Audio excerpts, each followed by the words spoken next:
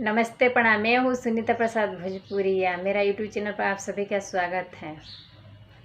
मैं एक सुंदर सा सोहर सुनाने जा रही हूँ। कैसे लगेगा कमेंट करके बताना और ज़्यादा से ज़्यादा शेयर करना और लाइक करना और ऐसा ही अपना प्यार बनाए रखना। माघ ही मास के चौथिया भौजिया हमारो भूखल बाड़ी हो, ये लालना भैया हमारो डाले ले रे जोरा नवा भौजिया रूसी के नैहर जाली।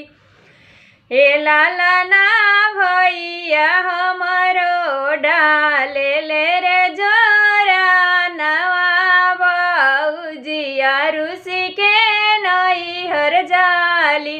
एक मास बीतले दोसरे मासे और तीसरे मासे हो, ए लालना चौथे मासे बबुआर जनमले महलिया उठे सोहर। ए लालना चौथे मासे